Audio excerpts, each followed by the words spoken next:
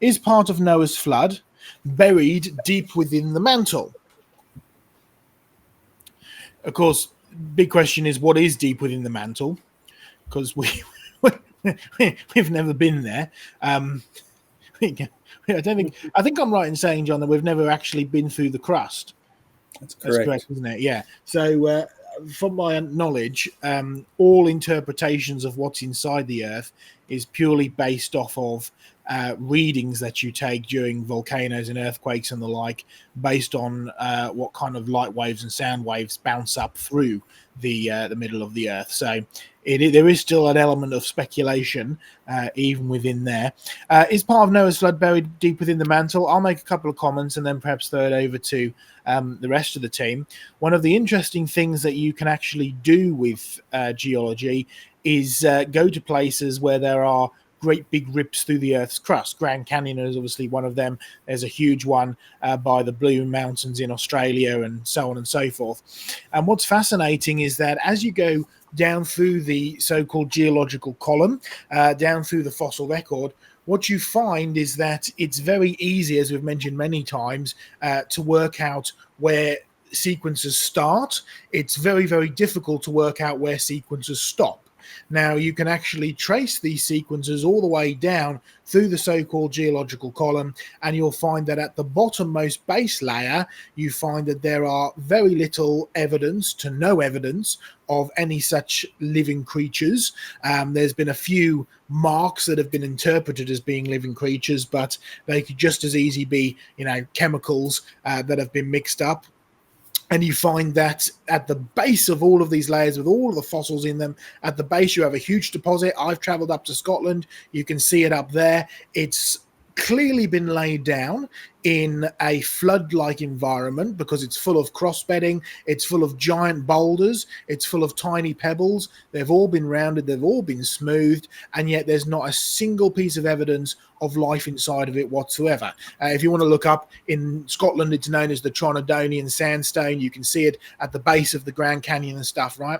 Okay, so you can trace this deposit, which has clearly been laid down in water across the world, and you think, okay, well, if a world has been covered with water, and it has no life in it that has formed this kind of deposit, you're most likely dealing with a day 3 creation type event. Whether you've got the land rising up or the sea sinking down, you've got evidence of watery movements in a sense. Now, the big question that you can then go on from there is, okay, if this is dealing with a sedimentation, a form of a sedimentation on day 3, what are the rocks that are then underneath it?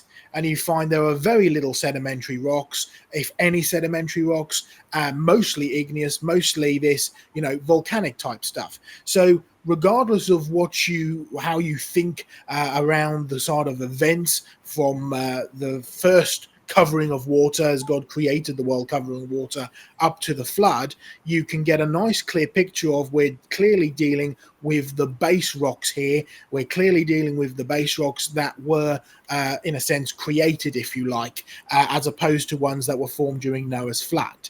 Now, the big thing about part of Noah's flood being buried within the mantle, the biggest problem with it is once you go down below the crust, everything just melts anyway. So you'd never find any evidence of anything below there.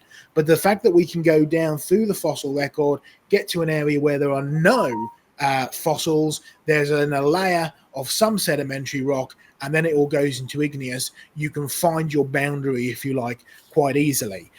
Any comments? Yeah, the last time I checked, the deepest hole we've dug is about 15 plus kilometers. Yeah, it's the Russian. Find any souls screaming out from hell at that depth, which is common out there on the internet. But if you ask a question as to what's below that, we don't know, right? As Joe said rightly, we have earthquake reflections, we have seismic tests, we have all sorts of tests which can be interpreted. But the more time you spend in science, the more ways you find to interpret these things. So we really don't know. It's like asking, and again, I'm not meaning to be critical, but Douglas, the question is phrased with a couple of unknowns built into it.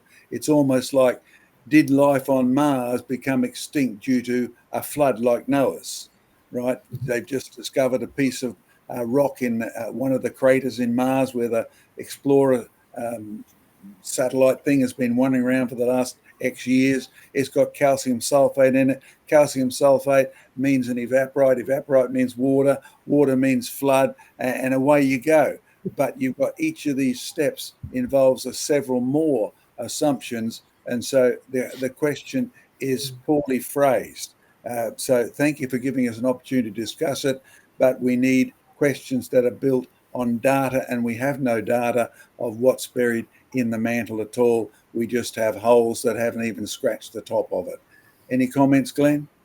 Just that if the question was, is part of the surface before the flood now part of the mantle, I would say yes. But like I said, you wouldn't be able to know that because it's part of the mantle. Yeah. It'll just be destroyed completely.